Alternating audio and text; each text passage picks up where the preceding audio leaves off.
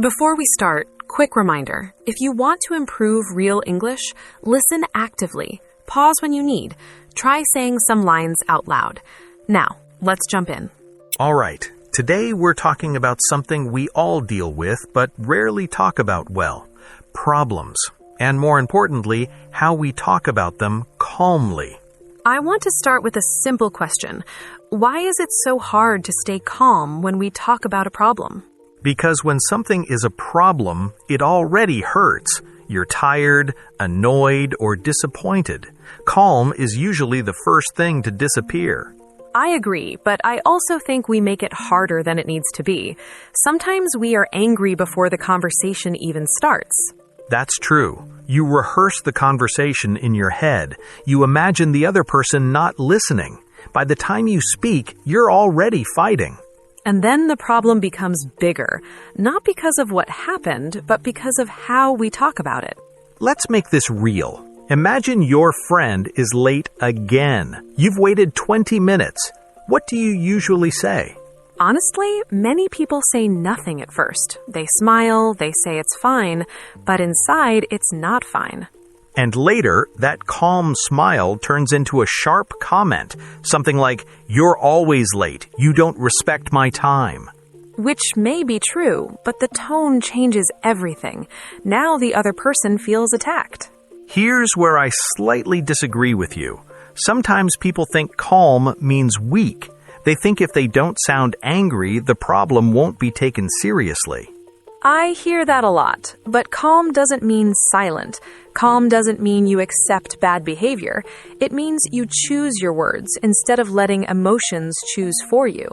Fair point. Still, when emotions are strong, choosing words feels almost impossible.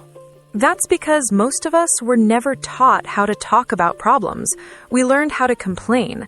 We learned how to blame, but not how to explain. So what usually happens is this. One person talks loudly, the other person stops listening, and now nobody is solving anything. And for English learners, there's another layer. When you don't have many words, emotions come out even stronger. Yes, you might sound rude when you don't want to, or too direct, or too quiet. Which is why learning calm language is powerful. Not perfect grammar, calm language. And calm doesn't mean slow or boring. It means clear. It means you focus on the problem, not the person. So today, we're not teaching you how to win an argument. We're showing you how to have a conversation that doesn't explode.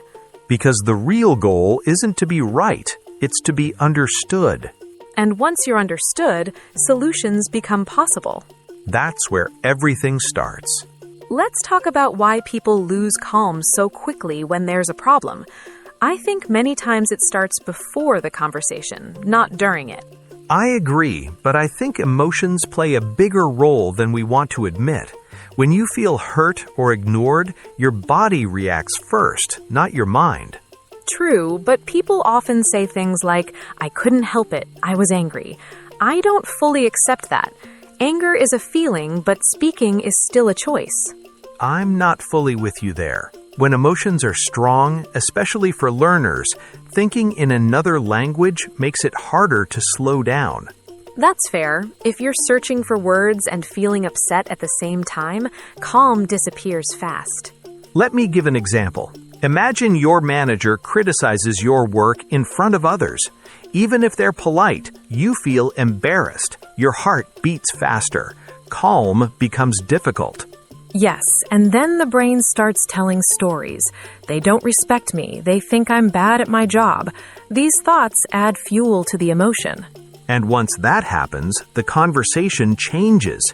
You're no longer talking about the work, you're protecting yourself. That's an important point.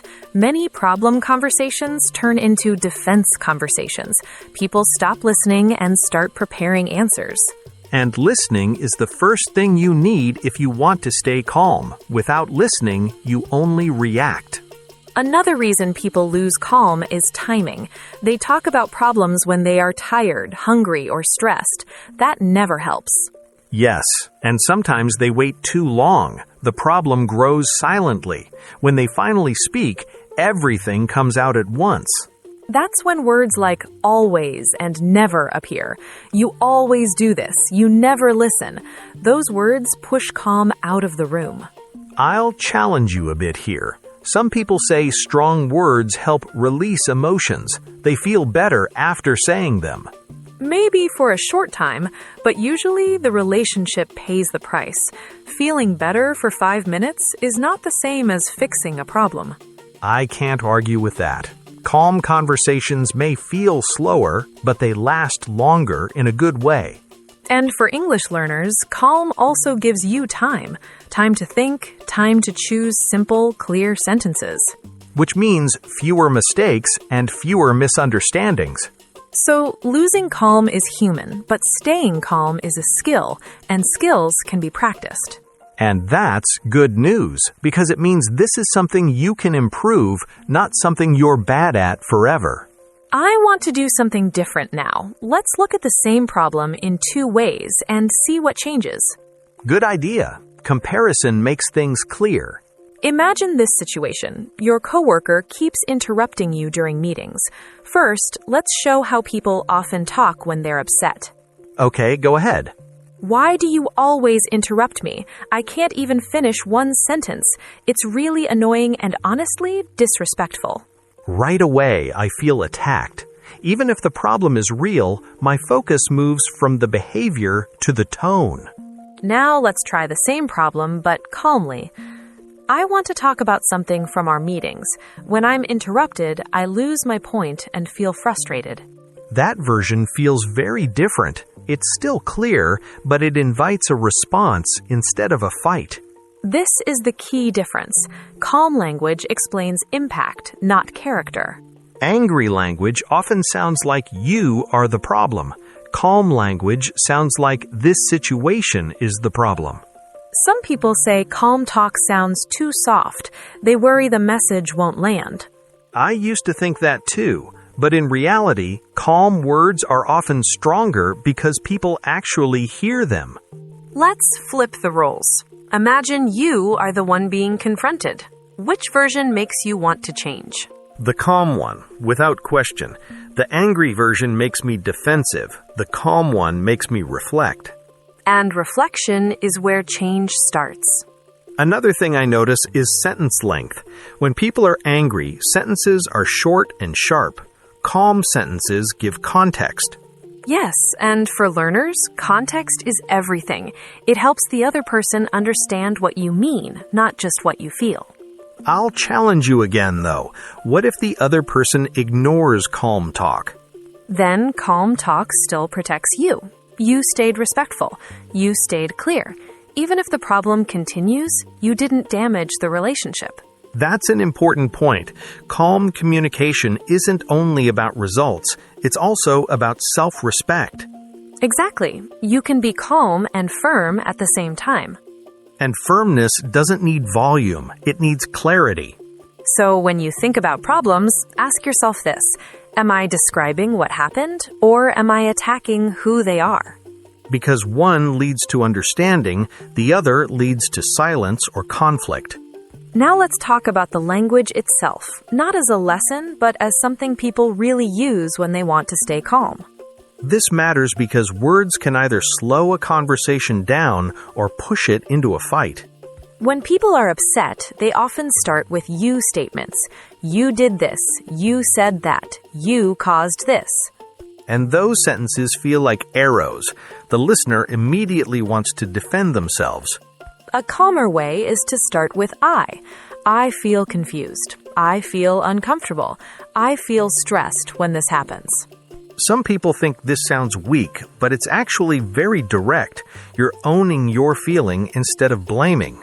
Let's make it natural. Instead of saying, you never listen to me, you can say, I feel ignored when I'm speaking and get interrupted.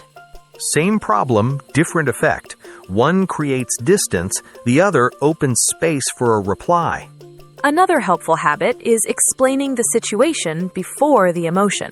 For example, yesterday during the meeting, something happened that I want to talk about. That sentence prepares the listener. It tells them this is a conversation, not an attack. Also, calm language often uses softer verbs, not because we're scared, but because we want clarity.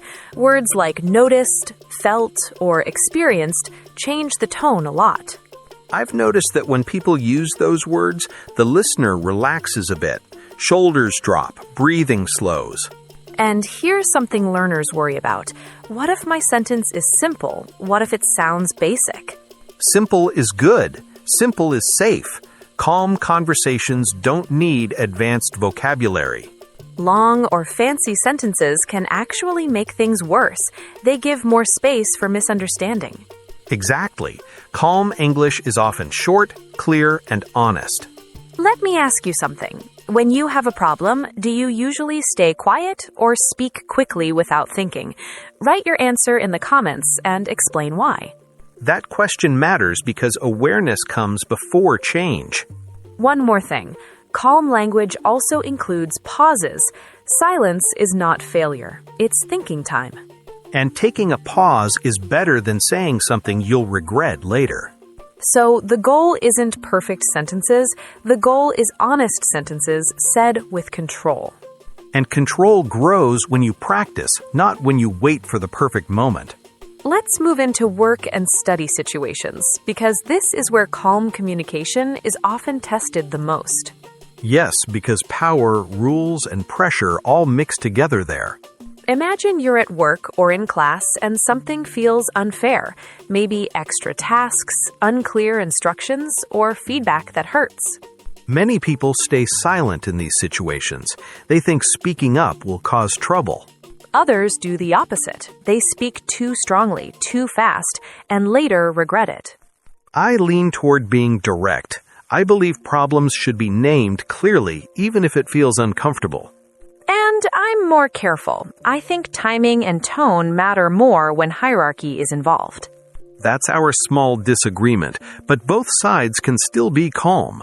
For example, instead of saying, "This workload is impossible," you can say, "I'm having trouble managing these tasks and I need some guidance." That sentence shows responsibility, not weakness. It invites support instead of resistance. In study settings, it's similar. If a teacher's explanation is unclear, many students just stay confused. Or they complain to friends instead of asking the person who can actually help. A calm way to speak is, "I'm not fully understanding this part. Could you explain it in another way?" That sentence shows effort. Teachers usually respond well to that. Some learners worry their accent or grammar will make the problem worse. But silence causes more problems than imperfect English. Calm talk at work or school is not about proving something. It's about improving the situation. And improvement needs communication, not frustration stored inside. There's also body language. Calm words with aggressive posture send mixed messages. True. Sitting straight, relaxed shoulders, steady voice. These things support your words. And if the response is not positive, staying calm still protects your image. People remember how you spoke, not just what you said. So in professional spaces, calmed is not only polite, it's smart. And smart communication builds trust over time. Now let's talk about personal problems, the kind we have with friends or family, because these are often the hardest to handle calmly. That's because emotions are deeper here. You care more, so you react more. Exactly. When it's someone close, small issues feel big very quickly. Imagine a friend who keeps canceling plans at the last minute. You understand once or twice, but after that, it hurts. Many people joke about it instead of speaking clearly. They laugh and say, "Wow, you're always busy." But jokes can hide real feelings. The problem doesn't disappear, it waits. A calmer approach is being honest without blaming. Something like, "I feel disappointed when our plans change suddenly." That sentence is direct, but it leaves space for explanation. Family problems are even more complex. History is there. Old emotions come back fast. Yes, one small comment can open 10 old arguments. That's why calm language matters more with family than anywhere else. I'll push back a little. Sometimes family doesn't take calm talk seriously. They say you're overthinking. That happens, but calm talk is not about controlling their reaction. It's about expressing yourself clearly. Fair enough. Also, friends often give advice when you only want understanding. That's true. Saying, "I just need you to listen right now," can change the whole conversation. That sentence alone can prevent arguments. Another issue is sharing too much too fast. Calm conversations don't need every detail. Choosing what to say is part of staying calm. And if emotions rise, it's okay to pause. Saying, "I need a moment to think," is better than saying something hurtful. Pauses protect relationships. So, with friends and family, calm is not cold. Calm is caring. And caring communication keeps connections strong even during problems. Now we need to talk about one of the hardest situations. What do you do when you're trying to stay calm, but the other person is not calm at all? This is where many people give up. They think calm communication only works if both people are calm. And that's not realistic. In real life, one person is often louder, angrier, or more emotional. Let's imagine a situation. You're explaining a problem calmly, but the other person raises their voice and interrupts you. The first reaction for most people is to match that energy. Loud meets loud, anger meets anger. Which feels natural, but usually makes things worse. Staying calm in that moment doesn't mean you agree. It means you decide not to add more fire. Some people think staying calm means staying in the conversation no matter what. I don't fully agree with that. I know where you're going. Calm also means knowing when to pause or stop. Exactly. If someone is shouting or insulting, the calm choice might be stepping away. Saying something like, "I want to talk about this, but not when we are both upset. Let's continue later." That sentence does two things. It protects you and it keeps the door open. Many learners worry that stopping the conversation looks rude. But continuing a bad conversation can be more damaging than ending it politely. Another challenge is when the other person doesn't listen. They keep repeating their point. In that case, repeating calmly can help. Not louder, not faster, just clearer. For example, "I understand your point. I'm talking about how this situation affected me." That shows you heard them, but you're not abandoning your message. Sometimes the other person uses strong words. Always, never, you don't care. Those words are emotional shortcuts. Responding to them directly often leads to arguments. A calmer response is focusing on the situation, not the word. Like, "Let's talk about this specific moment." That brings the conversation back to reality instead of emotion. Another difficult moment is when the other person blames you completely. That can trigger defensiveness fast. Calm communication doesn't mean accepting blame that isn't fair. It means responding without attacking. You can say, "I see my part in this, but I don't agree with everything you're saying." That sentence shows balance, responsibility without self-attack. I want to talk about silence for a moment. Some people use silence as power. Yes, they stop responding, hoping you'll feel uncomfortable and back down. In that case, calm means naming the silence. I notice we're not talking right now. I want to understand what's happening. That can feel scary, but it's honest. Of course, silence can also mean the other person needs time. And calm communication respects that too. Asking, "Do you need some time to think?" shows maturity. One mistake people make is trying to fix everything immediately. Yes, calm doesn't mean instant solution. It means steady progress.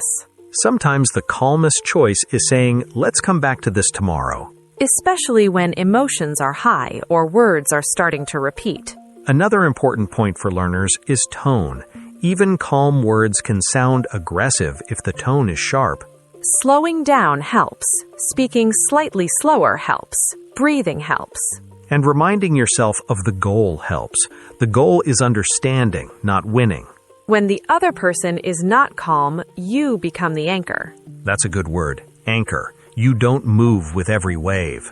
And even if the conversation doesn't end perfectly, staying calm builds confidence. You walk away knowing you handled it with control. And over time, people notice that. They may even start matching your calm. Not always, but often enough to matter. So, staying calm when others aren't is hard, but it's also powerful. And power used quietly tends to last longer. Before we finish, I want to be honest. Staying calm when talking about problems is not something you master once and never struggle with again. Absolutely. Even people who talk about communication still lose their calm sometimes. The difference is awareness. You start noticing when your tone changes, when your words become sharp. And noticing gives you a choice: continue the same way or slow down. Over time, you learn your patterns. Maybe you go quiet. Maybe you speak too fast. Once you see your pattern, you can work with it instead of fighting it. Calm communication is not about sounding perfect or polite all the time. It's about being clear without being hurtful. Problems don't disappear because we stay calm, but calm makes them easier to handle. It turns problems into conversations instead of battles. For English learners, this skill is even more valuable.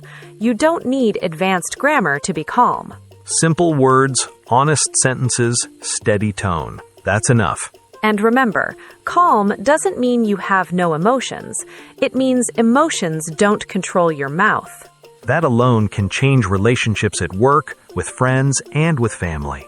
If you take one thing from today, let it be this: pause before you speak. That pause is small, but it creates space for better choices. And better choices lead to better outcomes, even in difficult moments. We're all still learning this. You're not behind. You're practicing. Thanks for spending this time with us and listening carefully. Keep practicing real conversations, and we'll see you next time.